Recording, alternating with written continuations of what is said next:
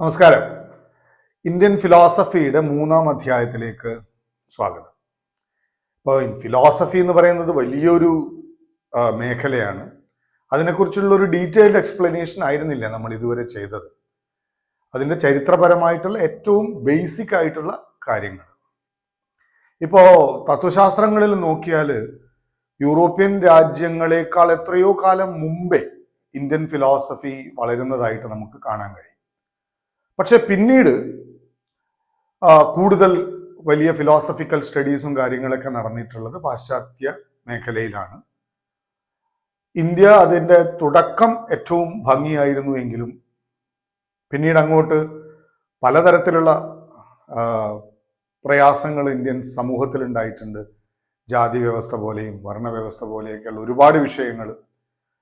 Anyway, നമുക്കിനി ഒരു 18, 19, 20 നൂറ്റാണ്ടുകളിൽ, ക്രിസ്തുവിന് ശേഷം 19, 20 നൂറ്റാണ്ടുകളിൽ പ്രധാനമായിട്ടും നമുക്ക് പഠിക്കാം. ഈ കാലയളവാകുമ്പോഴേക്കും തീർച്ചയായിട്ടും ഭാരതത്തിലേക്ക് ക്രിസ്ത്യാനിറ്റി, ഇസ്ലാം ഇവരുടെയൊക്കെ ആഗമനം നടന്നു കഴിഞ്ഞിട്ടുണ്ട്. അന്ന് ഹിന്ദു മത വിഭാഗത്തിൽ പലതരത്തിലുള്ള സംഘർഷങ്ങൾ നിലനിൽക്കുന്നുണ്ട്. ഒന്ന്, ജാതീയതയുടെ പേരിൽ ആളുകൾ വേർതിരിക്കപ്പെട്ടിട്ടുണ്ട്. 2, വൈഷ്ണവർ, ശൈവർ മുതലായ ഭക്തിയുടെ അടിസ്ഥാനത്തിലുള്ള ആളുകൾ തമ്മിലുള്ള വേർതിരിവ് അത് വേറെയുമുണ്ട്.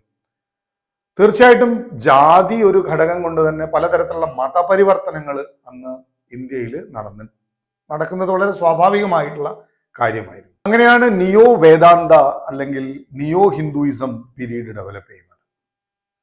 ഇപ്പൊ രാജാറാം മോഹൻ റോയ്, രവീന്ദ്രനാഥ് ടാഗോർ, കേശവ് ചന്ദ്ര സെൻ മുതലായിട്ടുള്ള പേരുകൾ നമുക്ക് ആദ്യകാലങ്ങളിൽ കാണാൻ സാധിക്കും.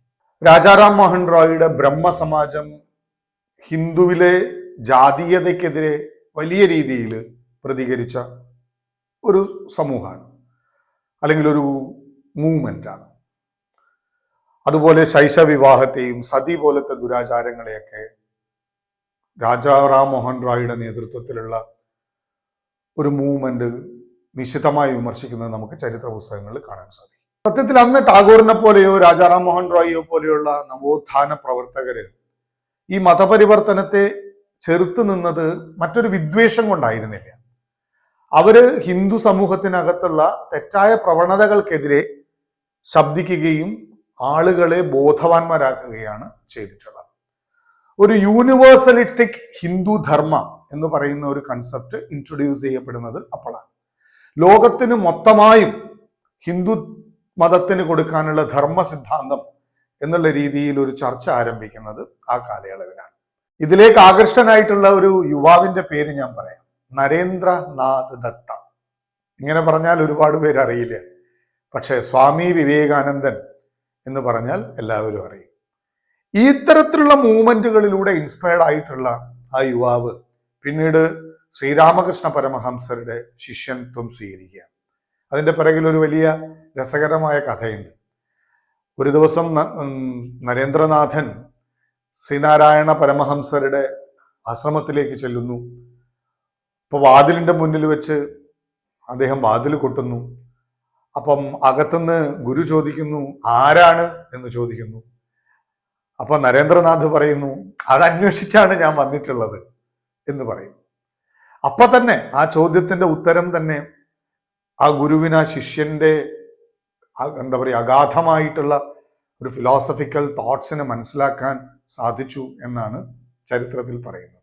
അല്ലെങ്കിലും അതെ, വലിയ വലിയ ബുദ്ധിശാലികൾ സംസാരിക്കുമ്പോൾ അതിലെപ്പോഴും ഒരു ഫിലോസഫി കലർന്നിട്ടുണ്ടാവും.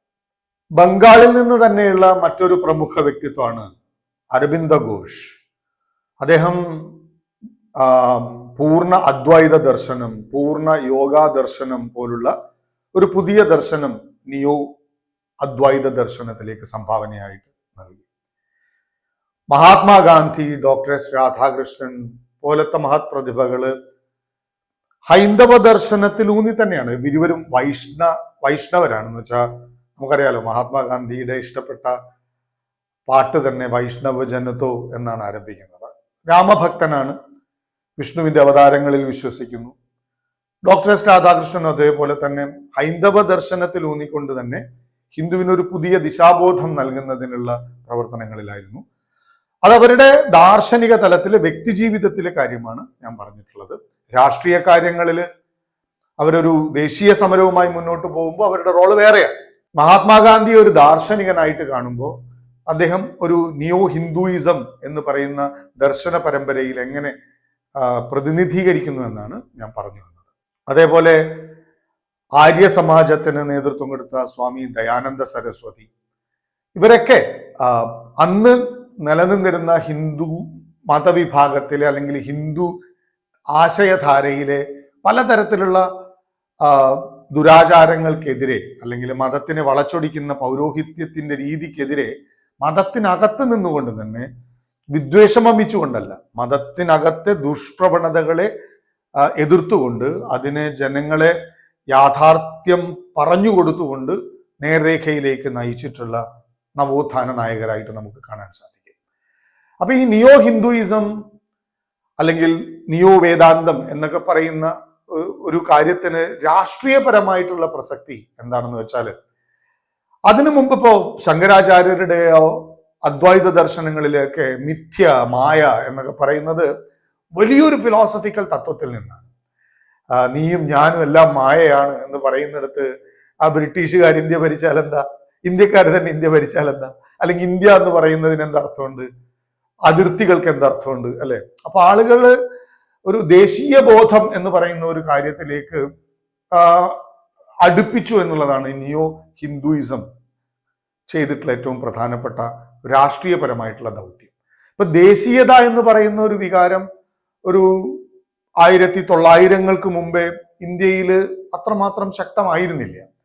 പക്ഷേ ഈ തരത്തിലുള്ള എന്താ പറയുക പ്രവർത്തനങ്ങളിലൂടെ, ഇത്തരത്തിലുള്ള ദേശീയ നേതാക്കളുടെ ഇടപെടലുകളിലൂടെ ദേശീയ ബോധം എന്ന് പറയുന്ന ഒരു കാര്യവും കൂടെ, പക്ഷെ ഇതേ രവീന്ദ്രനാഥ ടാഗോർ ദേശീയ ബോധത്തെ വേറൊരു തരത്തിൽ വ്യാഖ്യാനം ചെയ്തു നമുക്ക് വായിക്കാൻ കഴിയും. ഞാൻ ആ ഒരു അർത്ഥത്തിലല്ല പറയുന്നത്. ജനങ്ങൾക്ക് ഒരു ഒരു ഒരു കൂട്ടായ ഒരു ആത്മീയ ചിന്തയുടെ കീഴിൽ നമ്മൾ എന്ന് പറയുന്ന ഒരു വികാരത്തെ സൃഷ്ടിക്കാനും ഹൈന്ദവ ദർശനങ്ങളെ ഒരു ദേശീയതയുടെ ഭാഗമാക്കി മാറ്റാനുമൊക്കെ ആരംഭം കുറിക്കുന്നത് സത്യത്തിൽ ഈ തരത്തിലുള്ള ദേശീയ നേതാക്കളുടെ ഇടപെടലുകൾ കൊണ്ടാണ്. പക്ഷെ ഇന്ന് നമ്മൾ കാണുന്ന രാഷ്ട്രീയ പ്രവർത്തനത്തിലെ ഹിന്ദുത്വവാദം എന്ന് പറയുന്നത് സത്യത്തിൽ ഒരു ദാർശനികമായിട്ടുള്ള ഇടപെടലല്ല. അതൊരു പരിധിവരെ അധികാരത്തിലേക്ക് എത്താനുള്ള ഒരു രാഷ്ട്രീയ ആയുധം മാത്രമാണ്. ഇപ്പോൾ ഹിന്ദുയിസവും ഹിന്ദുത്വവും തമ്മിലുള്ള വേർതിരിവിനെ നമുക്ക് കൃത്യമായിട്ട് മനസ്സിലാക്കേണ്ടതുണ്ട്. ഇപ്പൊ നിയോ ഹിന്ദുയിസം എന്ന് ഞാൻ വാക്ക് ഉപയോഗിക്കുമ്പോൾ അത് ദാർശനിക തലത്തില് ആളുകളെ ഫിലോസഫിക്കലി ഉയർത്താനുള്ള ചിന്തകളാണ് പ്രൊവൈഡ് ചെയ്തത്. അവിടെ വിദ്വേഷം സംസാരിക്കുകയോ അന്യമതത്തിനെ അകറ്റി നിർത്തുകയോ അല്ലെങ്കിൽ ഒരു തെരഞ്ഞെടുപ്പിന് വേണ്ടി ആളുകളെ കൂട്ടുകയോ ഒന്നുമല്ല ചെയ്തിരുന്നത്. അവരവരുടെ ദർശനങ്ങളെ കുറിച്ച് പറഞ്ഞു, ആ ദർശനങ്ങളിൽ ആളുകൾ ആകൃഷ്ടരായി. ആ ദാർശനിക തലത്തിൽ നിന്നും വൈദേശികരുടെ കോളനി ഭരണത്തെക്കുറിച്ച് എതിർത്ത് സംസാരിച്ചു, വ്യക്തി സ്വാതന്ത്ര്യത്തെക്കുറിച്ച് സംസാരിച്ചു, സ്നേഹത്തെക്കുറിച്ച് സംസാരിച്ചു. അപ്പൊ ആ ദേശീയത എന്ന് പറഞ്ഞ ഒരു വികാരം ആരംഭിക്കുന്നത് തന്നെ ഇത്തരത്തിലുള്ള നേതാക്കന്മാരുടെ ഇടപെടലുകളിലൂടെയാണ്. ഇതേ സമയം തന്നെ ഹിന്ദുമതവുമായി നേരിട്ട് ബന്ധപ്പെടാതെ ഒരു പുതിയ ആശയധാര വളർത്തിയെടുത്ത മറ്റൊരു മഹത് വ്യക്തിയാണ് ഡോക്ടർ BR അംബേദ്കർ. അദ്ദേഹം ഹിന്ദുമതത്തിനോടുള്ള വിശ്വാസം പൂർണ്ണമായും നഷ്ടപ്പെടുത്തി കഴിഞ്ഞിരുന്നു ആ സമയമാകുമ്പോഴേക്കും. കാര്യം ഒരു നവോത്ഥാന പ്രക്രിയയ്ക്കും ഹിന്ദുമതത്തിലെ അവർണർ എന്ന് പറയുന്ന വിഭാഗത്തെ അല്ലെങ്കിൽ ദളിതർ എന്ന് പറയുന്ന വിഭാഗത്തെ അല്ലെങ്കിൽ അഞ്ചാം വർണ്ണക്കാരെ എന്ന് വിളിച്ചിരുന്നവരെ അംഗീകരിക്കാൻ കഴിയില്ല എന്ന് അദ്ദേഹം തീർത്തും വിശ്വസിച്ചിരുന്നു. അങ്ങനെ അദ്ദേഹം പലതരത്തിലുള്ള മറ്റ് ദർശനങ്ങളെ കുറിച്ച് ആലോചിച്ചു തുടങ്ങിയിരുന്നു. സിഖിസത്തിലേക്ക് അദ്ദേഹം വളരെയധികം ആകൃഷ്ടനായിരുന്നു. ഒരു സമയത്ത് ഇസ്ലാം ചിന്തകളുമായി അദ്ദേഹം വളരെയധികം ആകൃഷ്ടനായിരുന്നു. പക്ഷേ പിന്നീട് മരിക്കുന്നതിന് ഏതാനും മാസങ്ങൾക്ക് മുമ്പ് ഒരുപാട് ആലോചനയ്ക്ക് ശേഷം അദ്ദേഹം ബുദ്ധമതം സ്വീകരിക്കുകയായിരുന്നു ചെയ്തത്. അതും ഹീനയാൻ മഹായാൻ പോലത്തെ ബുദ്ധമതത്തിൽ അന്ന് നിലനിൽക്കുന്ന ശ്രേണികളിൽ നിന്ന് മാറിക്കൊണ്ട് ഒരു നവ്യാൻ എന്ന് പറയുന്ന ഒരു പുതിയ സിദ്ധാന്തം തന്നെ അദ്ദേഹം ബുദ്ധമതത്തിനകത്ത് സൃഷ്ടിക്കുകയാണ് ചെയ്തത്. പിന്നീട് നമ്മൾ കാണുമ്പോൾ നമുക്ക് തീർച്ചയായിട്ടും പേര് മറക്കാൻ പാടില്ലാത്ത ഒരു ഫിലോസഫറാണ്, ഒരുപക്ഷെ അധികം ഇന്ത്യയിൽ സാധാരണക്കാരിലേക്ക് വായിക്കപ്പെട്ടിട്ടില്ലാത്ത ഫിലോസഫറാണ് ജിദ്ദു കൃഷ്ണമൂർത്തി. എത്ര പേർക്ക് അറിയാം എന്നറിയില്ല, ജിദ്ദു കൃഷ്ണമൂർത്തി അനി ബസന്റിന്റെ വളർത്തുപുത്രനാണ്, അല്ലെങ്കിൽ ദത്തുപുത്രനാണ്. വളരെ വൈബ്രന്റ് ആയിട്ടുള്ള ഒരു കൊച്ചു ബാലനെ അനി ബസന്റ് കാണുന്നു. ആ കുട്ടിയുമായിട്ടുള്ള അനി ബസന്റിന്റെ ഇടപെടലുകൾ ശക്തമാവുന്നു. ഒടുക്കം കുടുംബത്തിൽ നിന്ന് വലിയ വലിയ തരത്തിലുള്ള പ്രതിഷേധങ്ങളൊക്കെ ഉണ്ടാവുന്നു. അങ്ങനെ നിയമപരമായി തന്നെ അനി ബസന്റ് ആ ബാലനെ ദത്തെടുക്കുന്നു. ജിദ്ദു കൃഷ്ണമൂർത്തി എന്ന് പറയുന്ന ഫിലോസഫർ പഠിച്ചതും വളർന്നതും ഒക്കെ അമേരിക്കയിലാണ്. പക്ഷെ പിന്നീട് അദ്ദേഹം പഠനത്തിനൊക്കെ ശേഷം ദക്ഷിണേന്ത്യ കേന്ദ്രീകരിച്ചുകൊണ്ട് അദ്ദേഹത്തിന്റെ ഫിലോസഫിക്കൽ ലൈഫ് കണ്ടിന്യൂ ചെയ്യുന്നു. ഇന്ന് ലോകത്ത് ഏറ്റവും കൂടുതൽ വായിക്കപ്പെടുന്ന, ബുദ്ധിശാലികൾക്കിടയിൽ വായിക്കപ്പെടുന്ന വലിയ ഫിലോസഫറാണ്. പക്ഷെ സാധാരണ ഇന്ത്യക്കാരന്റെ വായനകളിലേക്ക് ജിദ്ദു കൃഷ്ണമൂർത്തിയെ പോലത്തെ ഒരു ഫിലോസഫർ അധികം കയറി വന്നു എന്ന് നമുക്ക് കാണാൻ കഴിയില്ല. മോഡേൺ ഇന്ത്യയിലെ ഫിലോസഫിയെ കുറിച്ച് സംസാരിക്കുമ്പോൾ അലാമ ഇക്ബാലിന്റെ യൂണിവേഴ്സൽ ഫിലോസഫിയെ കുറിച്ചും രജനീഷ് ഓഷോയുടെ ഫിലോസഫിയെ കുറിച്ചും നമുക്ക് പറയാതിരിക്കാൻ കഴിയില്ല. ഇപ്പൊ രജനീഷ് ഓഷോ വളരെ എന്താ പറയുക, വായിക്കുമ്പോഴും മനസ്സിലാക്കാൻ ശ്രമിക്കുമ്പോഴും ഒക്കെ ഇങ്ങനെ അത്ഭുതമായി മാറിക്കൊണ്ടിരിക്കുന്ന ഒരു വ്യക്തിത്വമാണ്. അപ്പൊ അദ്ദേഹം ഒരു ഫിലോസഫി ടീച്ചറായിട്ടാണ് അദ്ദേഹത്തിന്റെ ജീവിതം ആരംഭിക്കുന്നത്. ഒരു കോളേജിലെ പ്രൊഫസറായിരുന്നു, ഫിലോസഫി പഠിപ്പിച്ചുകൊണ്ടിരിക്കുകയായിരുന്നു, ലൈബ്രറികളിൽ ജീവിച്ചുകൊണ്ടിരുന്ന ഒരു അധ്യാപകൻ, വായിക്കാത്ത മേഖലകളില്ല, അറിയാത്ത ശാഖകളില്ല. ഒടുക്കം ഇതെല്ലാം വലിച്ചെറിഞ്ഞ് ഫിലോസഫിയിലേക്ക് മുഴുവനായും മുഴുകി ജീവിക്കാൻ തീരുമാനിക്കുന്നു. അദ്ദേഹം അമേരിക്കയിൽ ചെല്ലുന്നു, അവിടെ ഒരുപാട് ശിഷ്യഗണങ്ങളെ സമ്പാദിക്കുന്നു. ഒരു പ്രദേശത്തിന് രജനീഷ് പുരം എന്നുള്ള പേര് വരെ വരുന്ന സാഹചര്യങ്ങളിലേക്ക് അദ്ദേഹം വളരുന്നു. പക്ഷെ ആ പ്രദേശത്തെ ആളുകളുടെ എതിർപ്പുകളും കേസുകളും കൂട്ടങ്ങളും ആയപ്പോൾ അദ്ദേഹം അമേരിക്ക ഉപേക്ഷിച്ച് ഇന്ത്യയിൽ പൂനെയിൽ ഒരു ആശ്രമം തുടങ്ങുന്നു. ആ സമയത്ത് ഇന്ത്യക്കകത്തുള്ള ഗവൺമെന്റുമായിട്ടുള്ള ചില പ്രയാസങ്ങളും കാര്യങ്ങളൊക്കെ നമ്മൾ ചരിത്രത്തിൽ വായിക്കുന്നുണ്ട്. പക്ഷെ എനിവേ അദ്ദേഹം ഇന്ത്യയിൽ ഒരുപാട് ശിഷ്യഗണങ്ങളുള്ള വലിയൊരു ഫിലോസഫറായി ഉയർന്നു വരുന്നു. ലോകം മുഴുവനും പിന്നീട് അദ്ദേഹത്തിന്റെ ദർശനങ്ങൾ ഫോളോ ചെയ്യുന്നവരുണ്ടാവുന്നു. ഒരുപക്ഷെ ഇന്ന് ഇന്ത്യയിൽ ലോകം മുഴുവൻ അറിയപ്പെട്ട ആളുകളുടെ ഒരു ലിസ്റ്റ് എടുത്താൽ അതിൽ പ്രഥമഗണനീയനിലായിട്ട് ഒരാളായിരിക്കും ഓഷോ രജനീഷ്. അദ്ദേഹത്തെ എത്ര ഗൗരവത്തോടെ ഇന്ത്യൻ വിദ്യാർത്ഥികൾ പഠിക്കുന്നുണ്ട് എന്നുള്ളത് വേറെ കാര്യമാണ്. പലപ്പോഴും അദ്ദേഹം വളരെ തെറ്റായി വ്യാഖ്യാനിക്കപ്പെട്ട, തെറ്റായി വായിക്കപ്പെട്ടിട്ടുള്ള ഒരു വ്യക്തിയും കൂടിയാണ്.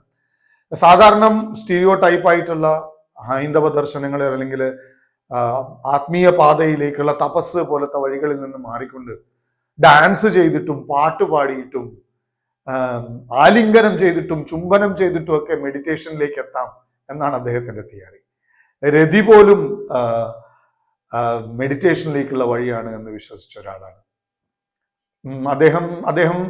ചിലപ്പോൾ ചില ആളുകൾക്ക് വെറും ഒരു സെക്സ് ഗുരു എന്നുള്ള രീതിയിൽ മാത്രം ഒതുങ്ങി പോകുന്നു. പക്ഷെ അദ്ദേഹം അതിനൊക്കെ അപ്പുറത്തേക്ക് പറഞ്ഞിട്ടുള്ള ഫിലോസഫികളുടെ ആഴത്തെക്കുറിച്ച് മനസ്സിലാക്കുമ്പോൾ എന്താ പറയുക, ഒരു ബുദ്ധിശാലിയുടെ കുസൃതിത്തരങ്ങൾ എന്നുള്ള രീതിയിലുള്ള ചില ഏടുകളെ മാത്രം എടുത്തുകൊണ്ട് രജനീഷ് ഓഷോനെ നോക്കിക്കാണുന്നതാണ് നമ്മൾ പലപ്പോഴും കാണുന്നത്.